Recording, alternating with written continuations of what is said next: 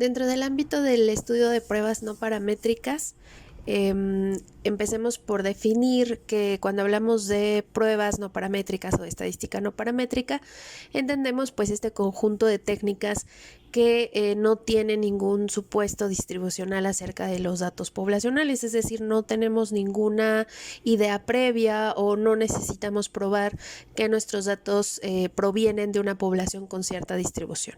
Entonces, en este sentido, no sabemos cuáles son los parámetros poblacionales y en este sentido, pues no es fácil estimarlos. Estas pruebas no paramétricas tienen, digamos, son equivalentes a las pruebas paramétricas que hemos visto anteriormente y en este caso, por ejemplo, particularmente en este video vamos a ver las pruebas equivalentes a la prueba T de 2 muestras dependientes y a la prueba T de 2 muestras independientes. En este caso, digamos, una pequeña diferencia entre una y otra en cuanto a la interpretación es que no hacemos inferencias acerca de la media. En el caso de las pruebas no paramétricas hacemos inferencias acerca de las medianas. En este caso hablamos de la prueba de rangos con signo de Wilcoxon, que es la prueba equivalente a la prueba T de 2 muestras dependientes, y la prueba de Mann-Whitney, que es la equivalente a la prueba T de 2 muestras independientes. Esto obviamente en el ámbito no paramétrico. Ahora, una primera idea para decidir usar o para decidirnos en usar la prueba de Wilcoxon o la de Mann-Whitney es principalmente la cuestión de los supuestos. En otro video explico cómo se comprueban los supuestos para las pruebas TD-Student y pues por lo general si estos supuestos no se cumplen, particularmente el supuesto de la normalidad o el supuesto de la igualdad de varianzas, pues entonces no es la mejor opción usar o aplicar una prueba TD-Student. En ese caso, lo que se prefiere es aplicar ya sea la prueba de Wilcoxon o la prueba de Mann-Whitney. Sin embargo, hay algunas otras razones o algunas otras situaciones en las que será preferible usar pruebas no paramétricas, digamos, más allá de la prueba o de las pruebas de los supuestos. Una primera razón es justamente el probar que no tenemos normalidad. Y particularmente en el caso en el que tengamos una distribución muy asimétrica y que incluso esta distribución tenga datos muy extremos, entonces la media no es el mejor parámetro para hacer inferencias. Me refiero a que si tenemos datos muy extremos, datos ya sea muy grandes o muy pequeños en un conjunto de datos, pues recordar que en este caso pues la media se va a ver afectada por estos o este dato muy extremo, es decir, la media va a inflarse o va a ser más grande o va a ser más pequeña dependiendo de estos valores muy extremos. Eso no sucede con la mediana no se ve afectada por estos valores extremos. La mediana, recordar que es el valor central y en ese sentido pues no se ve afectada por este valor o estos valores que pudieran estar muy por arriba o muy por abajo de la distribución general de los datos. Entonces, si nosotros tenemos un conjunto de datos no solo que no cumplen la normalidad o que incluso podrían cumplir la normalidad, pero que presentan datos muy extremos, entonces en este sentido preferiremos aplicar una prueba no paramétrica.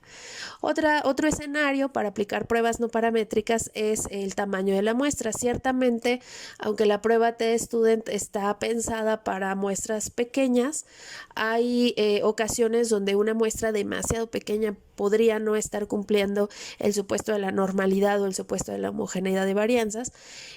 Hablamos en cuestiones prácticas de una muestra de menos de 20, ¿no? En estos casos a veces es complicado probar la normalidad, aunque tengamos poblacionalmente, aunque se sepa que poblacionalmente se tiene esta distribución, si tenemos una muestra muy pequeña va a ser difícil ver cuál es la distribución de los datos. Entonces, si tenemos muestras muy pequeñas, y hablamos en términos prácticos menor a 20, vamos a preferir aplicar una prueba no paramétrica.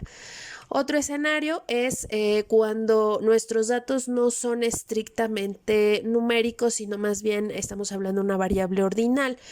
Hablamos, por ejemplo, de algunos instrumentos que miden en base a escalas Likert y que entonces, digamos, aunque dan un puntaje o una especie de variable numérica, ciertamente esta variable no es numérica en sí, ¿no? Hablamos, por ejemplo, de niveles de satisfacción, hablamos de algún tipo de número o de instrumento que mida, por ejemplo, calidad de vida o nivel de felicidad.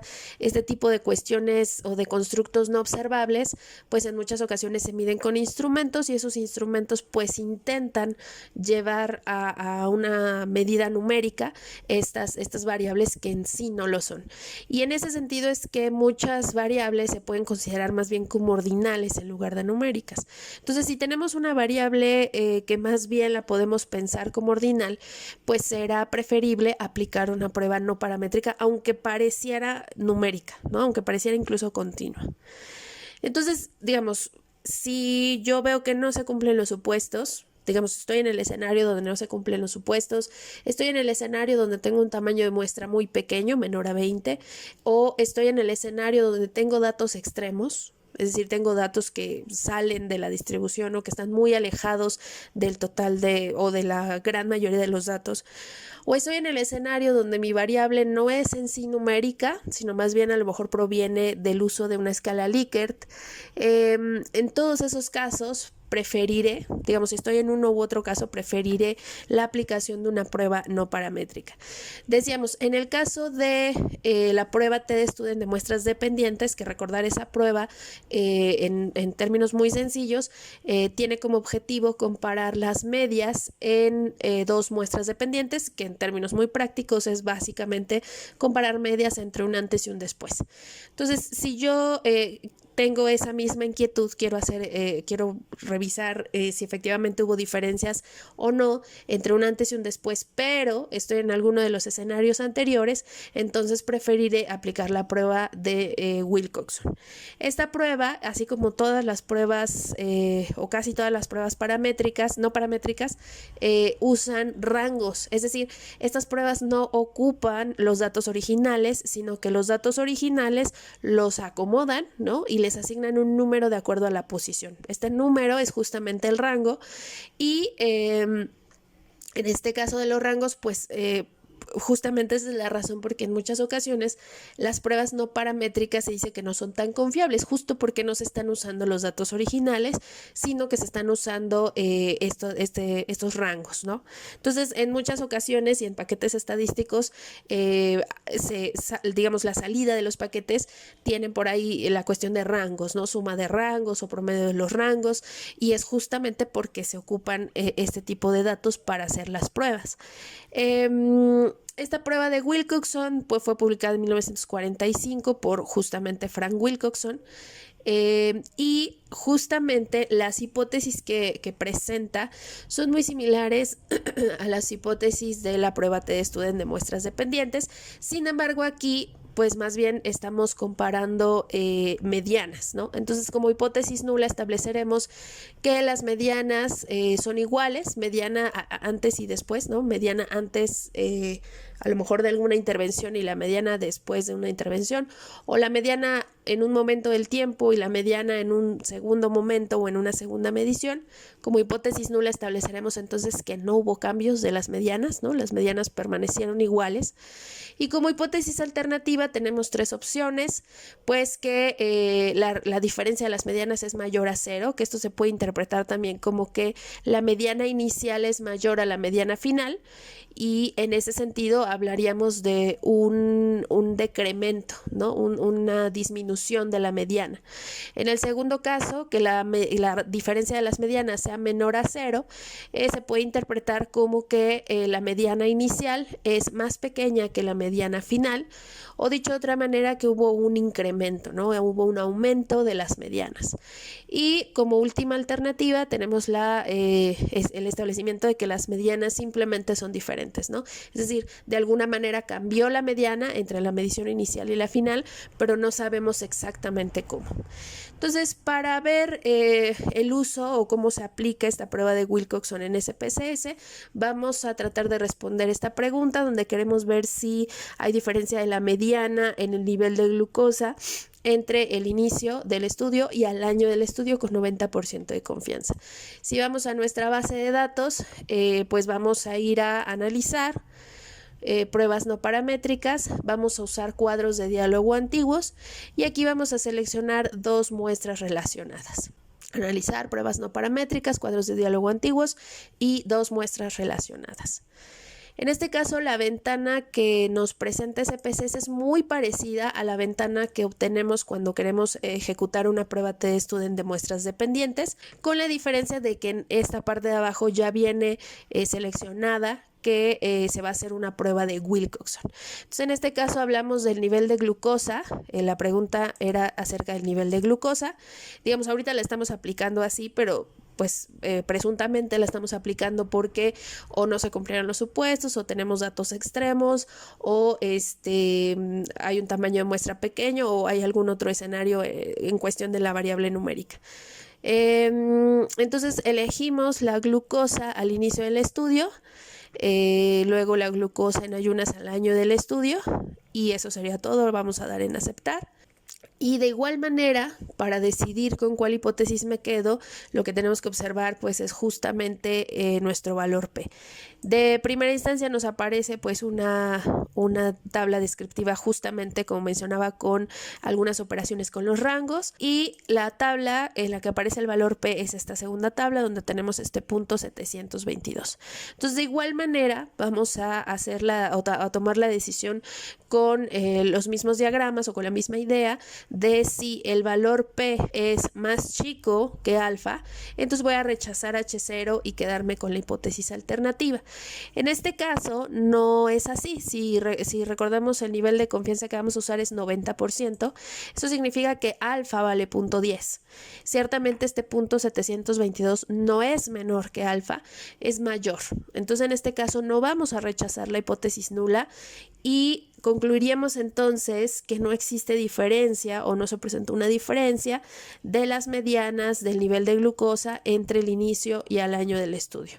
Es decir, recordar, la hipótesis alternativa es la que establece que hubo diferencias y la hipótesis nula es la que establece que no hubo diferencias. Y recordar, en este caso, como el valor P es mayor que alfa, dicho de una manera como mucho más práctica, vamos a preferir a H0 y entonces interpretamos en sentido de la hipótesis nula. Bien.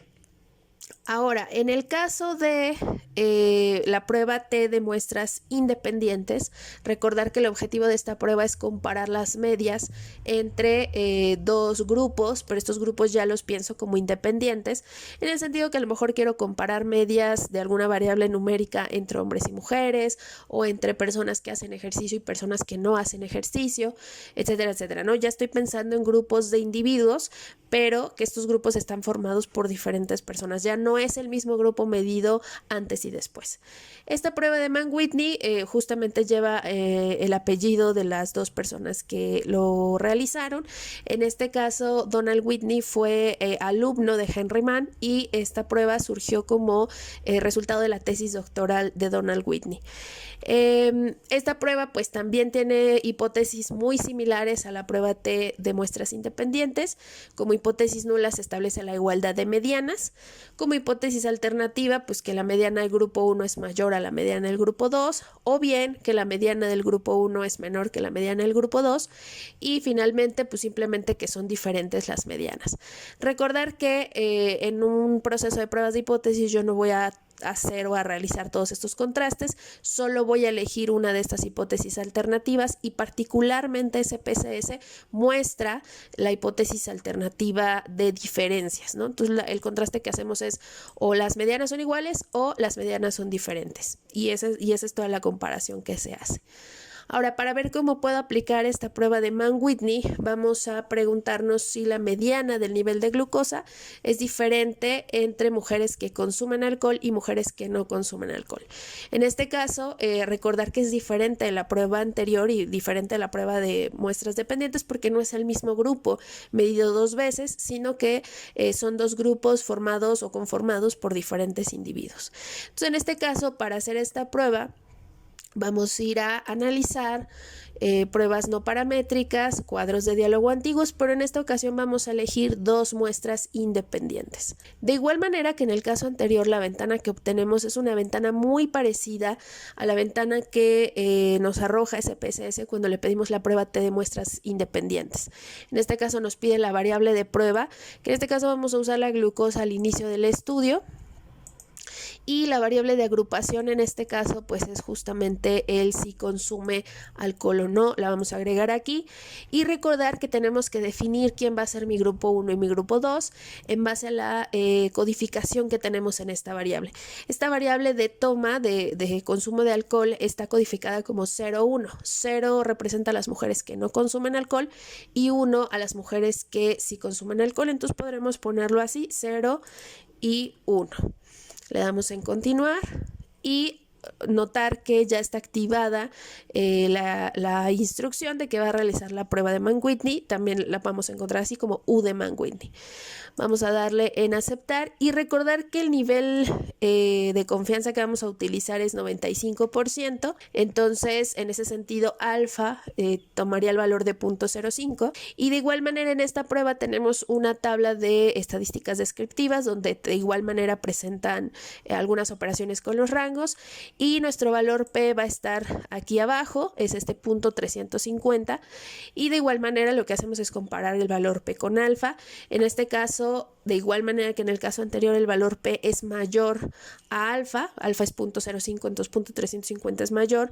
Eso quiere decir que no vamos a rechazar la hipótesis nula, vamos a, entre comillas, quedarnos con la hipótesis nula y concluir entonces, recordar que la hipótesis nula es esta, concluir entonces que no hay diferencia de la mediana del nivel de glucosa entre las mujeres que consumen alcohol y las mujeres que consumen alcohol, y podemos afirmar esto con 95% de confianza.